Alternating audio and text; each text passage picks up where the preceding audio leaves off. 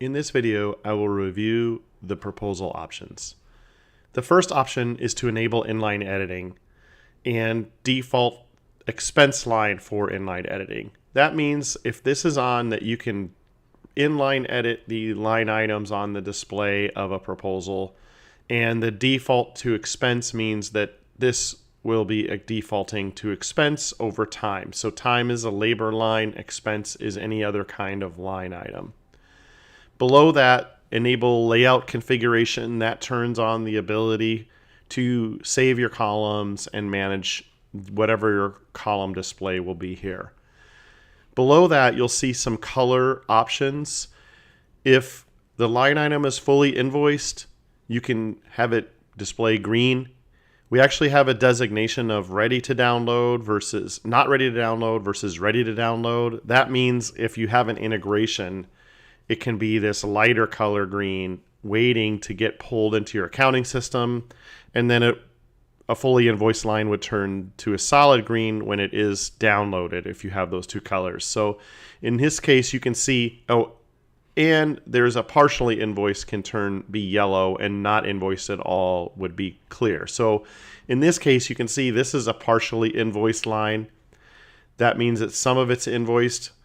I am not showing what's invoiced, but I can add the invoice total to this layout. So you can see the 2,800 is what could be invoiced, and 800 of it's invoiced. Now you see this percent invoiced. That means the next time I invoice, the rest of this 2,000 will be applied to a new invoice.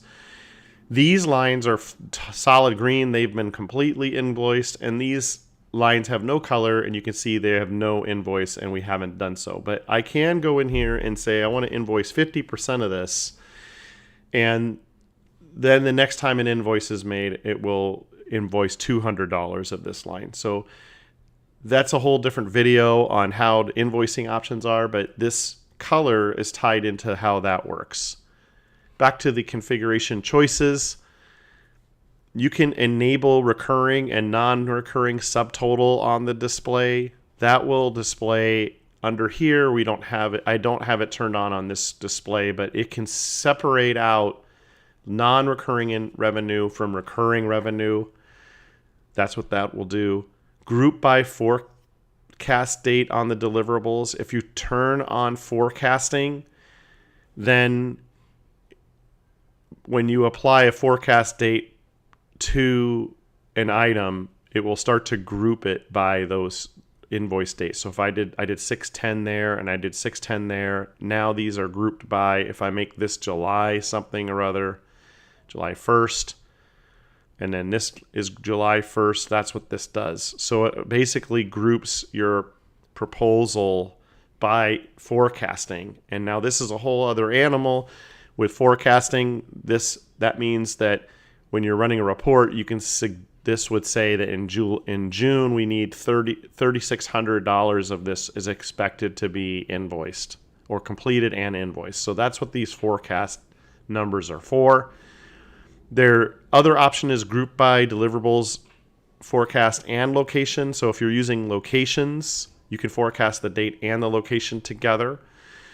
Then this if you are using the group by and the forecasting, you can automatically refresh the display when the forecast is changed. I suggest this is default on. You should have that on.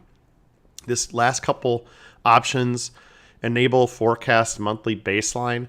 So this allows you to capture a baseline of your forecast, so that way if you forecast it on 1 month and then next month you reforecast it, this allows the capture of what the first forecast was and then also the second forecast. So having the baseline, these are reportable columns that allows you to keep what you had originally forecast as an available item.